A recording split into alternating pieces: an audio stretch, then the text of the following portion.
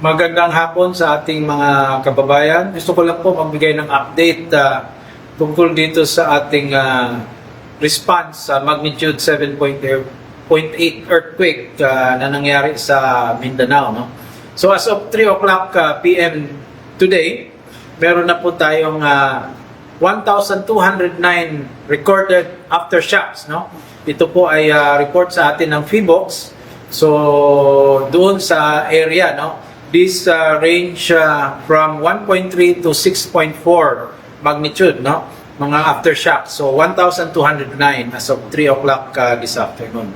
So most affected areas pa rin in terms of casualties, displacement, and damage to houses and infrastructure ay General Santos City and the provinces of Sarangani and South Cotabato.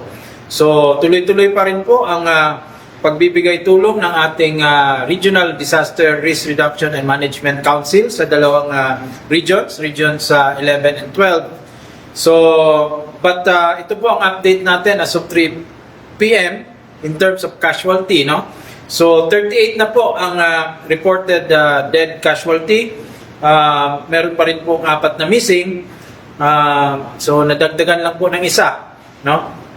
Based sa ating updates ngayong hapon. Meron pong 478 injured individuals. And again, tuloy-tuloy pa rin po ang pagkakalap ng mga informasyon, and yung ating rapid damage and needs and assessment ay ongoing. So far, reported sa atin ay 562.8 million ang infrastructure damages, no, sa dalawang regions 11 and 12. So 562.8 million po ang reported infrastructure damages, no. So again, ang sentro ng ating operasyon ngayon ay search, rescue and retrieval. So as of 3 p.m. meron na pong 2,784 personnel deployed doon, coming from the Armed Forces of the Philippines, the Philippine National Police, Coast Guard, and the Bureau of Fire Protection. So, meron na po tayong 115 assets deployed, and meron pa pong naka-reserve na halos 951 assets for deployment, no? So far we have assisted 25,461 individuals, no?